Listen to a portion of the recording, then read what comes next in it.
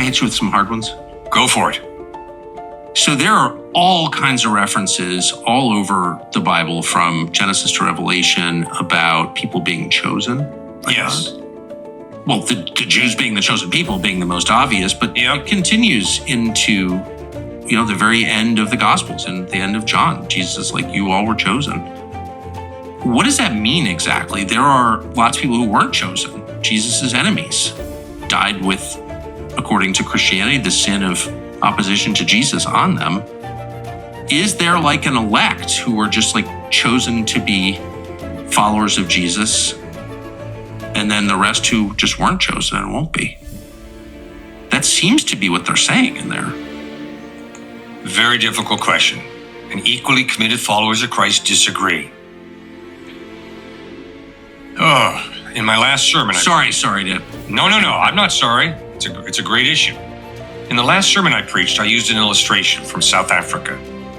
In a very, very fine South African seminary, it was taught Afrikaners are the chosen people, which means they are superior to blacks, coloreds, and Indians. And Brits. They hate the Brits. Incredible. Understandably. I would argue that is a total misunderstanding of the word chosen in the Bible. I would argue that when the Bible talks about God choosing the Jewish people, it doesn't mean all Jews are going to heaven. It doesn't mean the Jews are superior to Gentiles. It simply means that when God chose to reveal himself more clearly than simply through creation, general revelation, he chose the Jewish prophets, and he spoke through the Hebrew prophets. And then when he chose to reveal himself most clearly by becoming a human being, he was born a Jew. I worship a Jew, Jesus of Nazareth. It does not mean that the Jews are God's pets. No, they're valuable human beings created in the image of God. But a Jewish thug is a thug. The same way a Hamas thug is a thug, the same way a Hezbollah thug is a thug, the same way a Palestinian thug is a thug. We're all human beings created in the image of God with a free will, and we are responsible for what we do. So we got to be real careful that how we handle that word chosen. And no, I do not think that God chooses certain people to go to heaven and he chooses others to go to hell.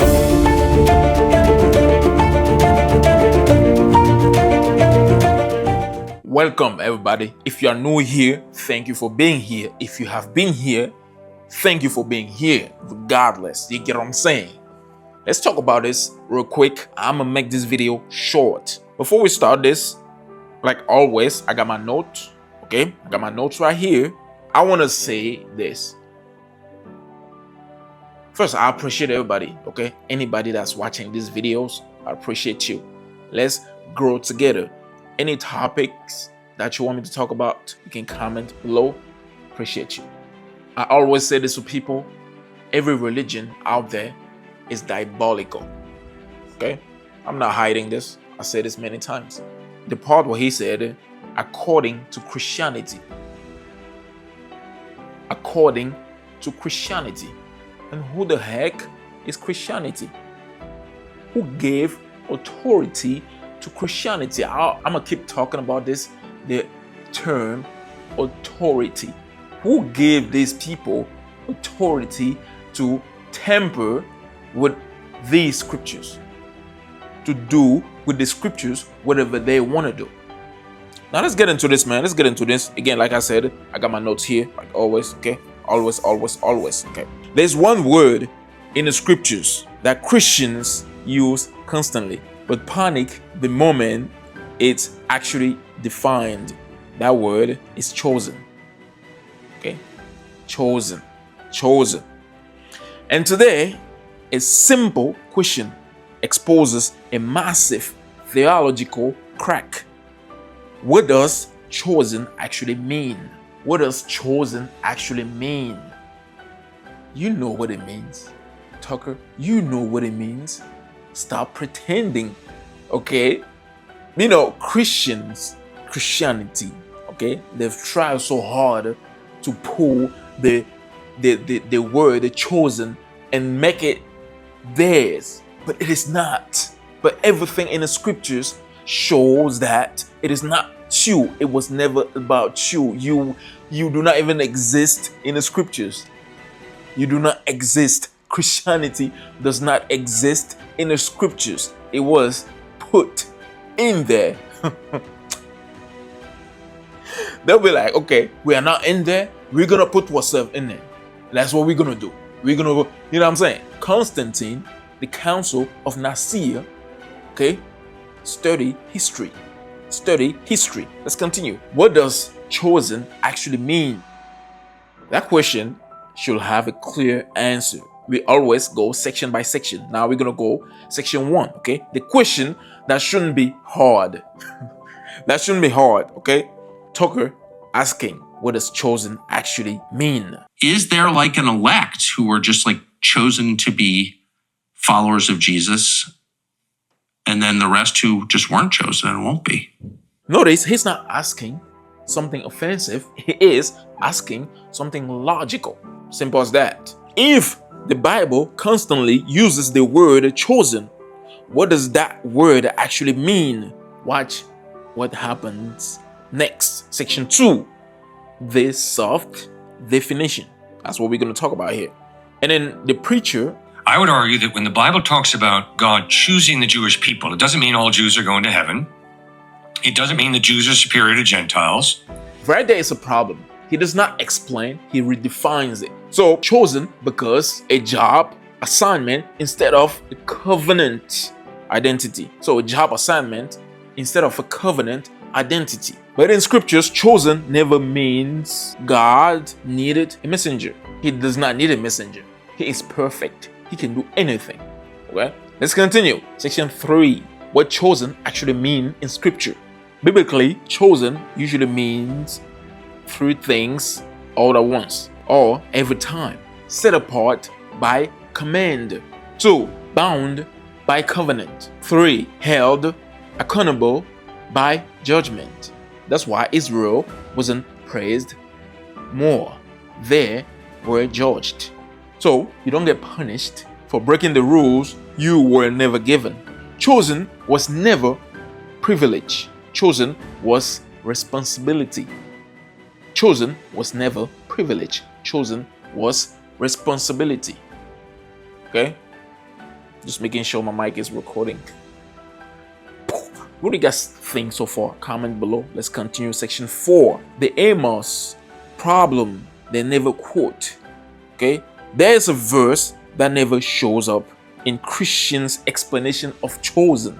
You only have I known of all the families of the earth. Therefore, I will punish you for your iniquities. Therefore, I will punish you for your iniquities. Somebody getting this? Let's continue. Chosen didn't protect Israel from judgment. It guaranteed it. It guaranteed it. Okay? So that verse alone destroys the idea or the theology that chosen simply means what? Used. Okay? Used. Like the preacher said. Okay? Let's debunk. We do not need to get things from anywhere, from this and that, according to Christianity, according to that. You want to debunk anything? Use the scriptures. Do not go anywhere. It's all in here. It's all in here, man. That preacher is the Christian preacher that he has seen bunch of his videos. He's preaching over there. I seen him. He was with his friend. I don't know who that guy was. They asked a question, what do you think about tattoos? The guy that was with him said, unless a commandment is repeated in the New Testament, you should disregard it. That preacher that's with Tucker did not say anything. That I was shocked. Okay, I was shocked. But let's continue here. Let's continue. What do you guys think so far? Section 5. I worship a Jew. I worship a Jew, Jesus of Nazareth. That is not a solution. It quietly dodges the real issue. Yes, Jesus was a Jew, but Christianity keeps his ethnicity while disconnecting him from the covenant he lived under. They kept the image, but they discarded obedience. Or should I say they keep, because it's still going on. They keep the image, but discard the obedience. Okay? What do you guys think about this? Comment below. Let's continue. Section 6. Free will is being used as an eraser. We all have free will. True, but free will never erased covenant. Free will never erased covenant. Israel had free will and commandments. Free will doesn't flatten identity. It tests obedience. When free will is used to remove covenant, that's not scriptures. That is theology protecting comfort. Section 7. The real reason chosen, the word chosen, makes people uncomfortable. The real issue is not confusion. It is fear. It is fear. Because chosen is understood biblically, obedience becomes unavoidable. Because once chosen is understood biblically, obedience becomes unavoidable. And modern Christianity doesn't struggle with belief. It struggles with submission. Submission. The Torah never had a problem defining the word chosen. People do when commandments demand more than belief. Truth over tradition. You want to debunk anything, use the scriptures.